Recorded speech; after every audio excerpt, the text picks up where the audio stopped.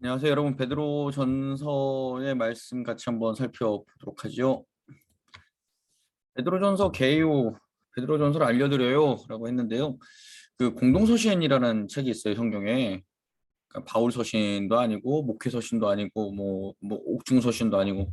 근데 그게 뭐냐면 히브리서, 야고보서, 베드로 전후서, 요한 1, 2, 3서, 유다서인데요. 이런 것들은 그냥 바울은 특정 교회나 개인에게 발송한 편지라고, 공동서신은 교회 전체에 널리 보내는 편지, 불특정 다수가 읽기를 바라는 마음에서 쓴 편지라는 거죠. 자, 베드로전서는 그래서 공동서신이라고 합니다. 공동서신. 수신인은 본도, 갈라디아, 갑바도기아, 아시아, 비두니아에 있는 나그네들에게 썼다 그러는데, 나그네는 기독교인의 정체성이에요. 왜? 우리는 죄 많은 이 세상은 내 집안이네. 내 천국, 내 모든 무한 어디에 있네? 저 하늘에 있네. 저 천국문을 열고 나를 부르네. 나는 이 세상에 잠들 수 없도다. 예, 우리의 주제가죠. 그래요. 이렇게 합니다. 나그네 기독교인들의 정체성. 편지의 배경은요, 박해가 더 심해지는 상황이고요. 그다음에 악인이라고 비방도 받고 불과 같은 시험이 있을 때에 있었던 이야기입니다. 1장 볼까요? 미래의 기쁨, 현재 시련인데요. 인사를 먼저 합니다. 흩어진 나그네들인데, 흩어진 나그네들에게 하는데, 나그네인데 하나님의 택하심을 받았어요. 하나님께서 여러분들을 왜 택하셨을까요? 거룩하게 하려고 택하셨습니다. 거룩, 분리, 구분, 이런 거예요. 뭐에서부터 뭐를 구분할까요? 속된 것에서 하나님의 것을, 그 다음에 죄악에서 우리를, 죄악에서 하나님 쪽으로 분리했고 구분해냈다는 거예요. 거룩하게 하려고 우리를 택한 우린 나그네라는 거예요. 하나님께 찬송을 드리면서 편지를 시작하는데요. 하나님께 찬송을 드리는 이유는 예수 그리스도의 부활로 인해서 우리에게 산소망이 되셨고, 썩지 않고 더러워지지 않는 유산, 이거는 구원이죠. 구원을 받게 하심. 예, 이게 하나님께 찬송드릴 이유라고 베드로는 이야기합니다. 잠시 동안 여러 시험을 경험하지만, 그래서 근심하게 되지만 그래도 기뻐하라고 권면하는데요. 너희의 믿음의 확실함은 불로 연단해도 없어지지 않고, 예수님 나타나실 때, 예수님 재림하실 때 칭찬, 영광, 존귀를 얻게 될 것이라고 베드로 사도는 이야기합니다. 자, 이게 편지를 쓰잖아요. 근데 너희는 예수를 못 보았다. 나는 보았는데, 나도 믿고 사랑하지만 너희는 믿지 않고 사랑하니 구원받는다. 보지 않고 믿고 사랑하니 구원받는다. 요한복음 20장에 보면 도마가 나오죠. 도마가 무슨 말씀 주님께 드렸는지 아세요? 그 손바닥과 옆구리에 손과 손가락과 손을 넣어보기 전에는 내가 예수를 못 믿겠다 그러죠. 그때 예수님 뭐라 그러십니까? 넣어봐라 그런 다음에 도마에게 뭐라 그러시면, 너는 보고 나를 믿느냐 보지 않고 나를 믿는 자들은 더 복되다라고 예수님 말씀하셨던 거 혹시 기억나시나 모르겠어요. 예, 그렇습니다. 보지 않고 믿는 자들이 훨씬 복되다. 그러니까 베드로가 그것을 기억하고 있다가 여기다 썼다라고 우리는 그렇게 해석할 수 있지요. 자, 그 예수님이 우리에게 주신 이 구원은요, 여러 선지자들이 연구하고 자세히 살폈는데요. 그것을 뭐라고 우리는 이야기합니까? 성경이 증언한다라고 이야기하지요. 예, 그냥 우리는 그 사도들이 만들어낸 그런 이야기들을 가지고 구원받는 게 아니라, 그 하나님의 약속으로서, 그 창세기 3장 15절에 나오는 그 여자의 후손이 뱀의 머리를 상하게 할 것이다라는, 그때서부터 쫙 시작해가지고 예수님이 이 땅에 오셨고 사셨고 죽으셨고 부활하셨고 그 다음에 다시 승천하셨고 다시 오신다라는 그 약속, 그것이 우리에게 성경으로 증언이 된다라고 그렇게 이야기를 하는 겁니다. 그래서는 마음의 허리를 동이고 근신하고 예수님 오실 때 주실 은혜를 바라면서 그 모든 어려움을 견딜 수 있으면 좋겠다라고 합니다. 허리를 동이라고 할 때 당시 의복은 층층 원피스 같은 거죠. 일을 하려면 어떻게 해야 되냐면 허리를 질끈 동여매야 돼요. 허리를 동이라는 것은 그런 뜻이에요. 근신하라는 말은요, 술에 취하지 말고 침착하라라는 말입니다. 근신하라, 깨어있으라라는 말입니다. 술에 취하면 정신이 몽롱해지잖아요. 그 다음에 내가 무슨 소리 하는지도 모르잖아요. 그 다음에 괜히 용기라는 객기를 부리잖아요. 그렇게 하지 말라는 겁니다. 맑은 정신으로 주님 오실 때 은혜를 기다리면서, 사모하면서 기다리라는 거죠. 순종하는 자녀로서 욕망을 따르지 말고 거룩한 자가 되라라고 하는데, 그리스도가 없는 인생은 어떤 인생일까요? 욕망을 따르는 자, 거룩한 자는요 그리스도가 있는 인생. 이게 베드로가 말하는 1장에서 말하는 그런 내용들이지요. 예.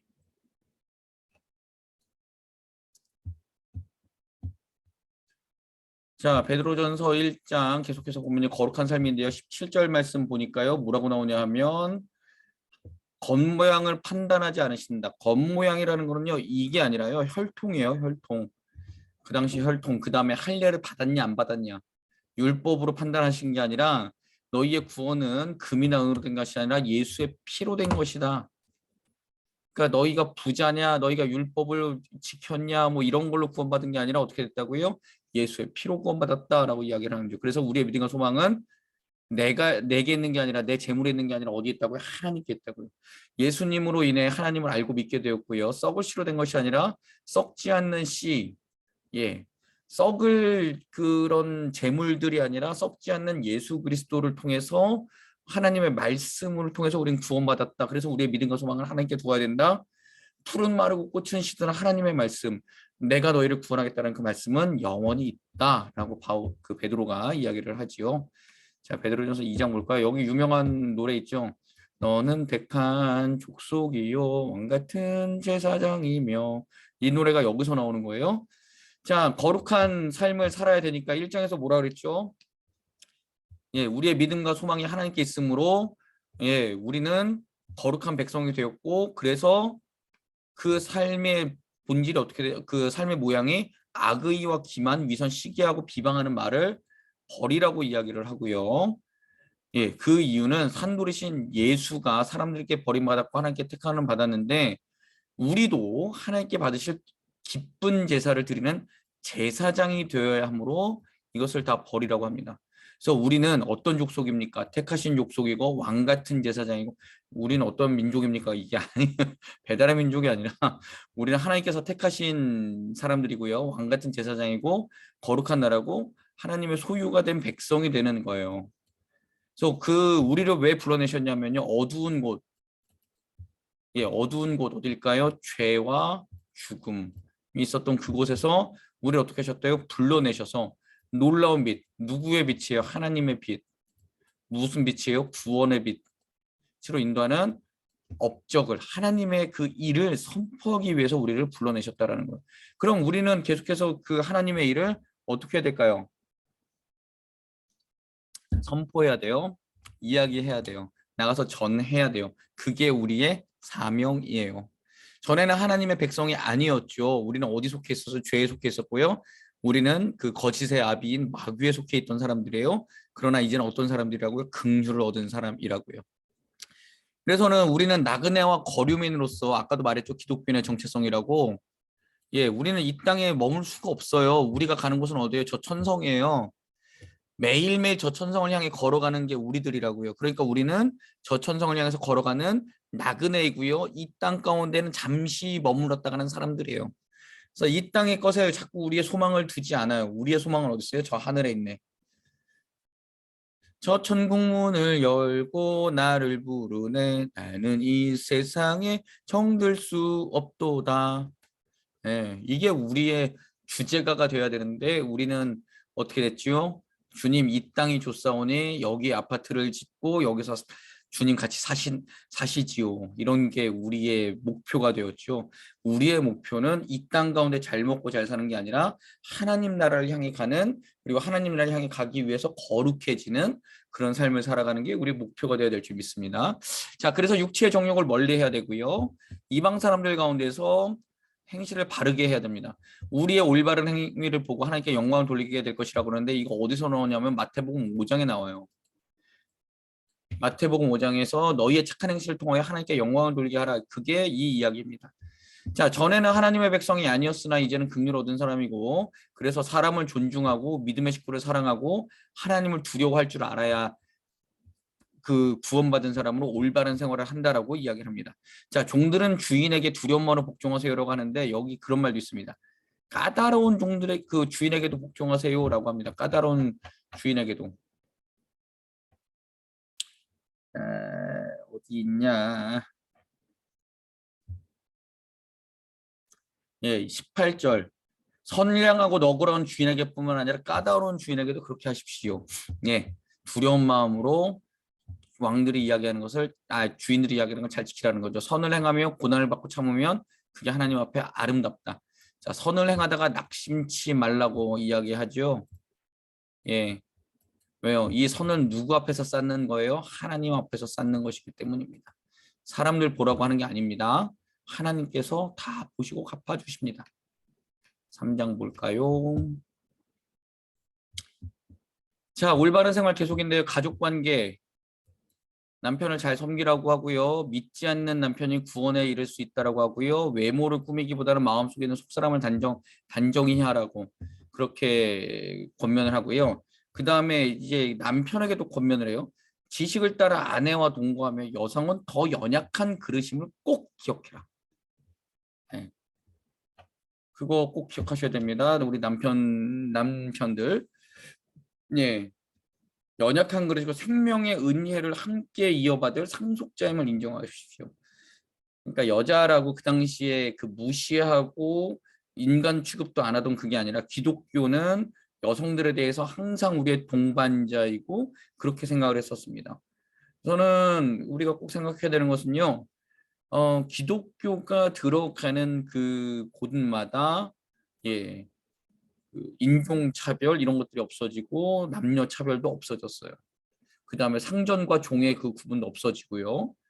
그게 이제 계속해서 퍼져나가야 되는 거죠. 그래서 우리는 교회가 이렇게 하이어라키로 이렇게 해서는 막 누구를 정점으로 있어서 막 이렇게 조직으로 가는 게 아니라 우리는 하나님 앞에서 똑같은 자녀입니다. 이렇게 가야 되는 것이 교회의 본질입니다.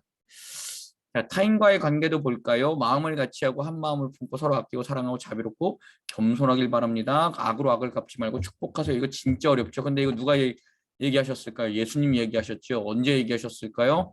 원수를 사랑하라. 뺨을 치면 왼뺨 돌려대라. 네, 이런 말씀들 다 산상수훈에서 말씀하셨죠. 생명을 사랑하고 혀를 금하고 거짓말하지 말고 악을 떠나고 화평을 구하세요. 이게 어떤 삶이라고요? 구원받은 사람의 올바른 생활입니다. 자, 그리고 열심을 내서 선한 일을 하고요. 의를 위하여 고난을 받으면 복이 있고요. 그 다음에 그 다른 사람들의 위협을 무서워하지 말고 흔들리지 말라고 합니다. 의는 항상 누구하고 관계된 걸까요? 하나님하고 관계된 겁니다.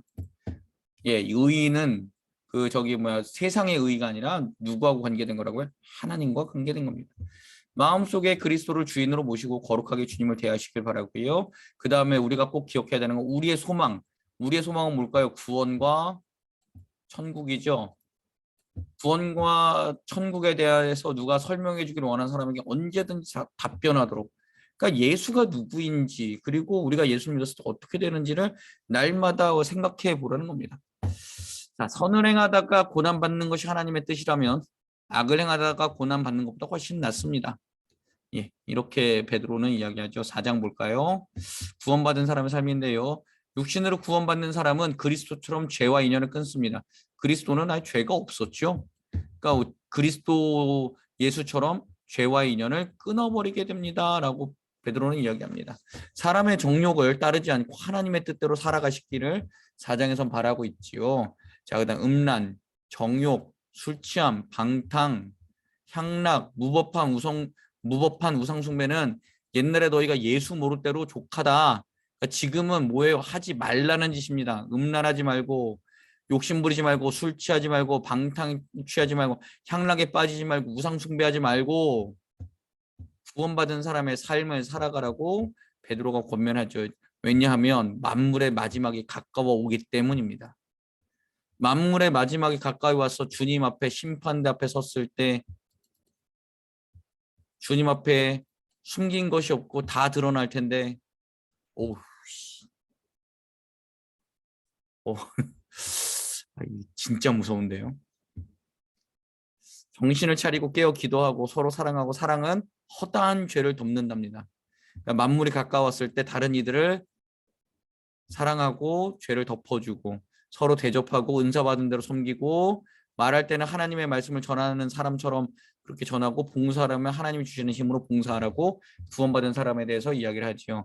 그리고 연단 받을 때 시험을 이상하게 여기지 말라고 하는데, 그리스도의 고난에 동참함을 기뻐하라. 이거는 정확하게 뭘까요? 연단은 뭘까요? 그러면은 그리스도의 이름으로 고난 받는 것이 연단입니다. 그리스도의 이름으로 고난 받는 거는 뭘까요? 예. 연단 받는 거는 뭐가 있을까요? 그리스도의 이름으로. 이 세상 가운데 조롱당하고 핍박당하고 그러면서 내가 예수 믿기 때문에 좀 손해 보거나, 내가 예수 믿기 때문에 조금 그 다른 사람들에게 뒤처지는 것 같구나, 그런 것들이겠죠. 그러나 그때 이상하게 여기지 말고 그리스도의 이름으로 치욕을 당하면 복이 있다라고까지 이야기를 합니다. 왜냐하면 하나님의 영이 너희 안에 충만하기 때문에 그게 복이지 세상의 복이 아니다라고 지금 베드로는 이야기하는 거예요. 그리스도인으로 고난을 당하면 부끄러워하지 말고 하나님께 영광을 돌리라라고 이야기를 합니다. 하나님이 심판하실 때 심판이 우리에게 먼저 시작되면, 우리 구원받은 사람에게 먼저 시작되면 하나님의 복음에 순종하지 않은 사람은 어떻게 될까? 야, 이거 진짜 무서울 거다. 지금 그 이야기를 하는 거죠. 우리 같은 의인이 겨우 구원을 받으면 그렇지 않은 사람은 어떻게 되나? 음, 이거죠.